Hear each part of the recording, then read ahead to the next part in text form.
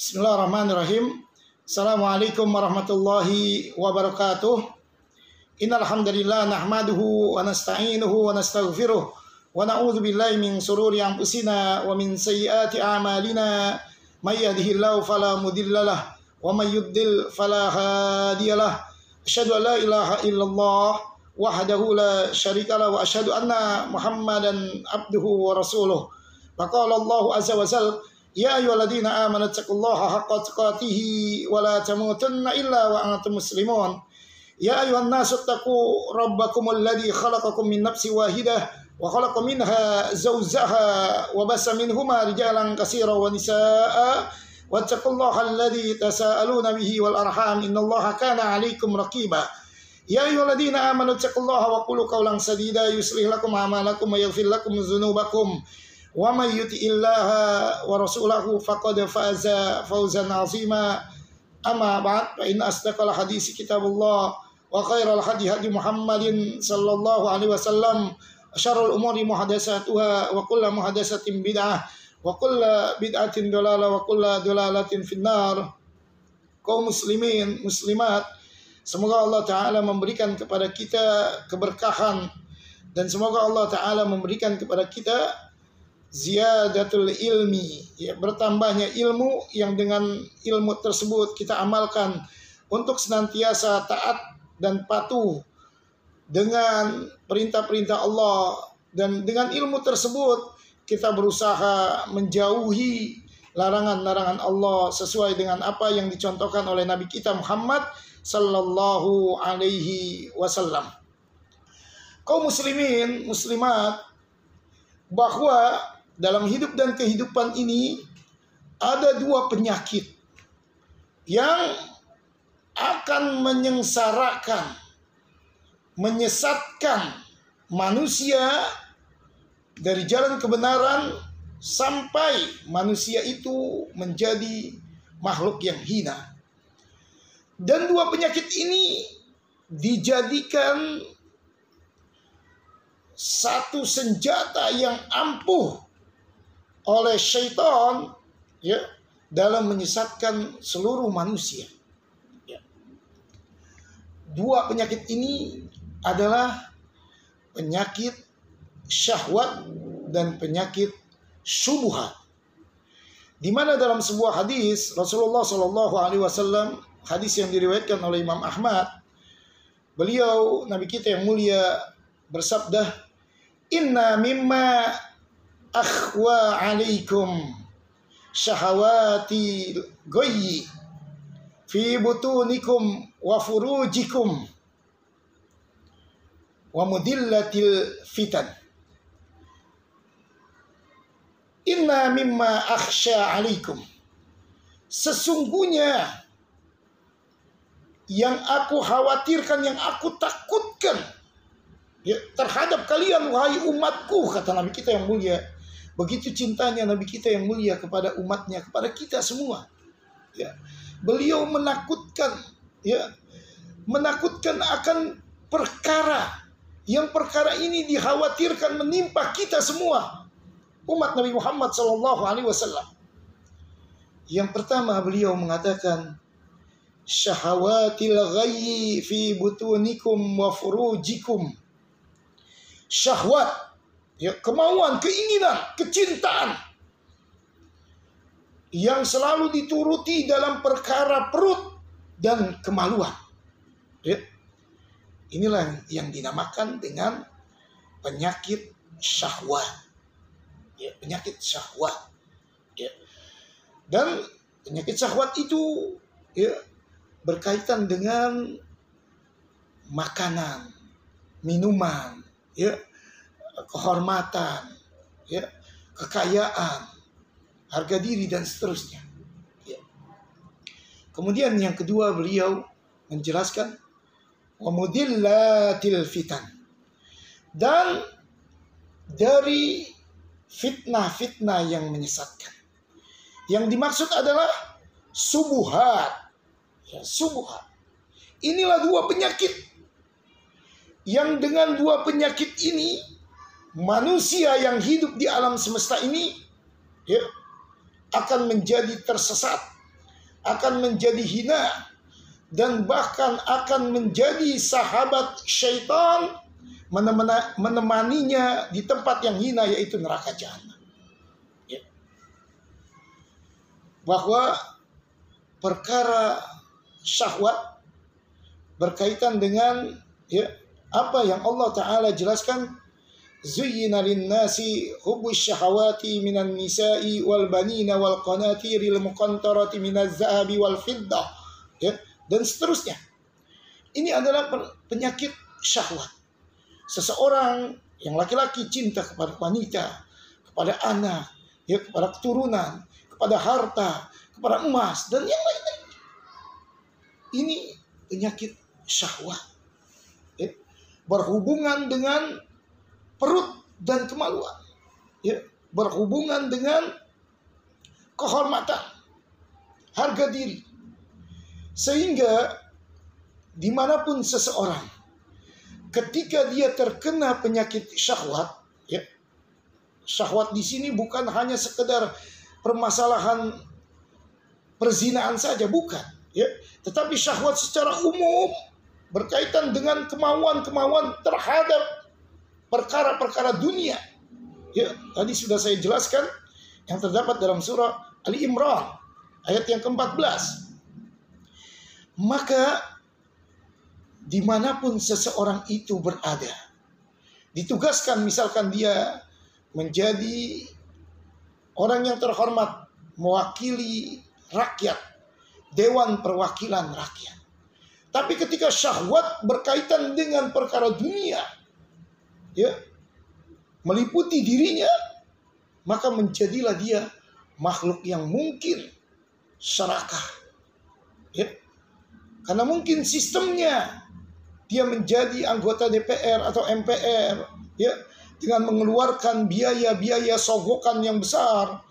Begitu dia sudah menduduki jabatan tersebut, dia akan meminta kembali sogokan tersebut, dari mana datangnya, atau dia menjadi anggota-anggota yang di bawah dari itu, misalkan menjadi menteri, menjadi gubernur, menjadi lurah, atau menjadi yang paling terendah RT, dengan perkara-perkara sogok menyogok. Maka begitu dia menjabati jabatan tersebut, yang pertama adalah bagaimana kembali harta tersebut. Ini baru dimulai dengan seperti itu. Nanti di luar dari itu, dia akan mencari yang lainnya. Karena dia ingin memenuhi daripada syahwat kemauannya. Karena dia ingin jadi sesuatu jabatan itu di awalnya saja sudah tidak benar. Karena dia harus berani mengeluarkan hartanya, untuk menjadi anggota tertentu. Ini adalah bukan di jalan syariat yang benar. Dan bukan itu saja. Semua manusia ketika terkena penyakit syahwat ini, berkaitan dengan keinginannya terhadap wanita atau laki-laki, keinginannya terhadap harta, keinginannya terhadap jabatan, tahta, dan yang lain-lain, maka dia akan tersesat. Dia akan tersesat. Bahkan dia akan berani menjual agamanya. Dia akan berani menjual agama. Ini penyakit yang pertama, yang membuat manusia sengsara dunia kelak di yaumil qiyamah. Atau yang kita kenal juga, ada bahasa yang diajarkan oleh Nabi kita Muhammad SAW, hubbud dunya wa karahiyatul maut. Cinta dunia dan takut akan perkara kematian.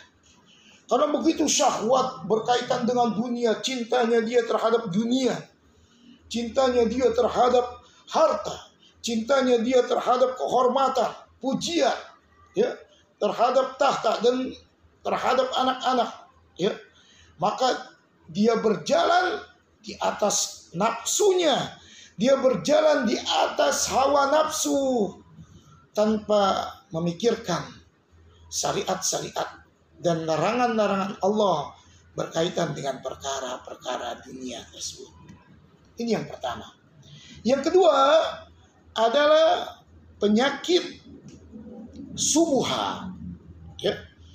Dalam hadis yang sahih yang diriwayatkan oleh muttafaqun alaih Imam Bukhari dan Imam Muslim, ya, dari sahabat Nabi Nu'man bin Bashir radhiyallahu an, semoga Allah meridainya, bahwa Nabi kita yang mulia pernah bersabda, innal halala bayyinun wa innal harama bayyinun wa bainahuma umurun mustabihat la ya'lamuhunna katsirun minan nas. Nabi kita yang mulia menjelaskan kepada semua manusia yang ada di muka bumi ini bahwa perkara yang halal jelas, yang haram jelas. Dan di antara perkara yang halal dan yang haram ada perkara yang dinamakan subuhat, yang kebanyakan manusia itu tidak memahaminya. Maka Nabi yang mulia menjelaskan dua kaidah berkaitan dengan perkara subuhat ini. Paman ittaqas subuhat istabara'a lidinihi wa irdihi. Barang siapa yang menjaga dirinya dari perkara subuhat, penyakit subuhat, ya, maka dia telah menjaga agamanya dan kehormatannya. Ya. Siapa saja, khususnya dari kalangan kaum muslimin yang mengaku beriman kepada Allah, dia menjaga dirinya untuk tidak terjatuh dalam perkara subuhat, ya, maka dia telah menjaga agama dan kehormatan. Tetapi kata Nabi, kaidah yang kedua, waman waqa'a bisyubuhat waqa'a fil haram. Barang siapa yang jatuh, ya, kepada perkara yang subuhat, maka dia jatuh dalam perkara yang haram. Ya, dia jatuh dalam perkara yang haram. Lalu subuhat itu apa? Subuhat itu adalah perkara yang samar-samar. Dan perkara ini, ya, adanya dalam perkara hukum Allah, sehingga perkara ini berkaitan bukan dengan perkara dunia, tetapi berkaitan dengan hukum Allah. Karena di awal Nabi kita yang mulia sudah menjelaskan berkaitan dengan hukum. Innal halala bayyinun, sesungguhnya yang halal itu jelas. Ya, ini adalah hukum Allah. Wa innal harama bayyinun, dan yang haram ini adalah telah jelas. Di antara yang halal dan yang haram terdapat perkara subuhat, samar-samar, tidak jelas. Ya. Kemudian barang siapa menjaga dirinya, ya, dari perkara yang tidak jelas ini, maka dia menjaga agama dan kehormatannya. Barang siapa yang terjatuh, maka dia terjatuh dalam perkara keharaman. Sehingga perkara subuhat ini berkaitan dengan masalah agama. Ya, berkaitan dengan masalah agama. Kalau syahwat berkaitan dengan masalah dunia, kecintaannya tadi terhadap wanita atau laki-laki bagi wanita, ya, terhadap anak-anak, terhadap harta, terhadap, ya, tahta, kehormatan dan seterusnya. Sedangkan perkara subuhat, ya, ada dalam perkara agama. Ada dalam perkara agama. Subhat berkaitan dengan misalkan keyakinan seseorang terhadap nama-nama Allah. Ya. Dia meyakini bahwa Allah tidak ada di langit. Ya, Allah ada di mana-mana. Ini subhat. Ya. Rusak. Meyakini bahwa seorang yang misalkan seorang wali atau, ya, seorang yang soleh, ya, atau juga bangsa-bangsa, ya, atau dari kalangan jin, makhluk halus, mengetahui perkara-perkara yang gaib, padahal tidak. Allah jelaskan dalam Al-Quran, wa indahu mafatihul ghaibi la ya'lamuha illahu. Dan di sisi Allah kunci-kunci perkara yang gaib tidak ada yang mengetahuinya kecuali Allah. Sampai seseorang meyakini katanya si fulan tahu besok akan terjadi apa, akan terjadi hari kiamat, akan terjadi ini. Ya, ini subhat yang bisa melarikan manusia, menyesatkan menjadi kekufuran, keluarnya dari agama syariat ini. Meyakini adanya ramalan-ramalan, padahal semua yang mengatur adalah alam semesta ini Allah Ta'ala. Ya, semua Allah yang atur. Alhamdulillahirrabbilalamin. Segala puji bagi Allah, Rabb semesta alam. Allah yang mengatur alam semesta ini. Tetapi dia meyakini bahwa misalkan ada ramalan-ramalan bintang-bintang zodiak, ya, seperti Virgo, ya, kemudian Gemini, Taurus dan sebagainya, yang dengan dia namakan bintang-bintang tersebut, kalau tanggal sekian lahirnya dia akan celaka, dia akan bahagia. Seakan-akan dia mengatur, padahal yang mengatur alam semesta ini adalah Allah. Ini subhat dalam perkara akidah. Ya, masih banyak pembahasannya, panjang dan lebar. Ya, banyak, sehingga tidak sedikit dari kalangan kaum muslimin, ya, yang dia bisa menghindari penyakit yang pertama syahwat, tetapi dia jatuh dalam penyakit yang lebih besar, yaitu subuhat. Penyakit subuhat ini lebih dahsyat kerusakannya, ya, karena berkaitan dengan agama. Kemudian, ya, ada seseorang yang mungkin ketika dia dakwah, dia tidak mau tahu, dia bawakan dalil, hujah, mengatasnamakan Nabi kita yang mulia. Na'udzubillah. Padahal sudah jelas. Rasulullah SAW mengatakan, "Man kadzaba alayya muta'ammidan falyatabawa maq'adahu minan nar." Barang siapa yang berdusta atas namaku, maka siap-siaplah kedudukannya di dalam neraka.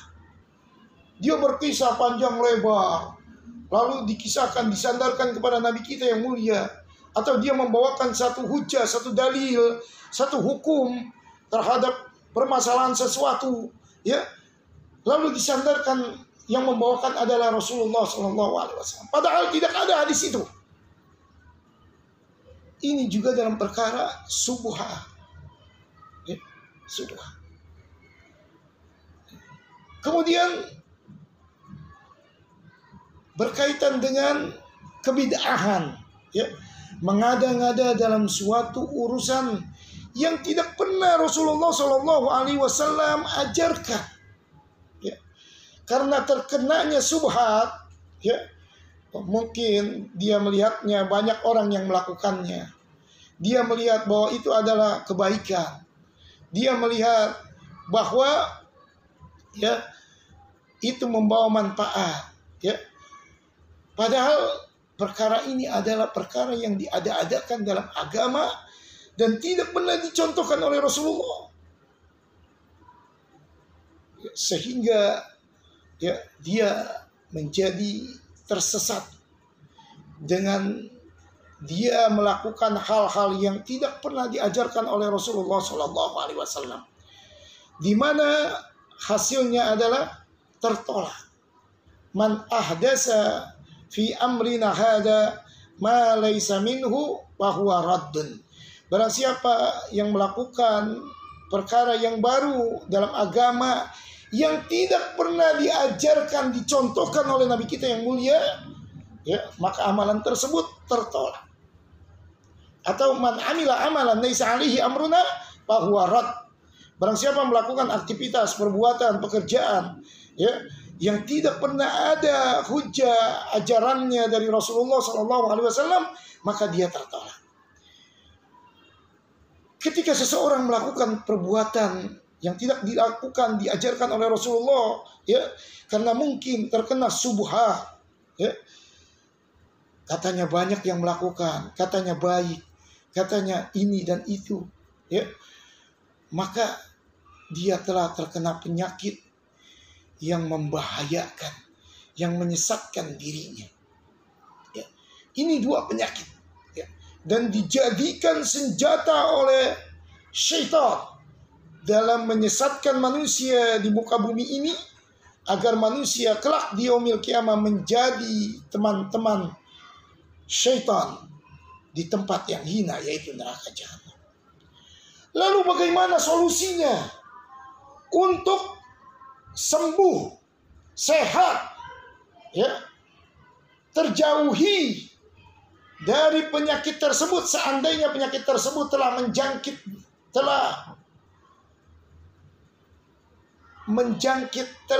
mengenai diri kita sebagai seorang muslim yang beriman kepada Allah.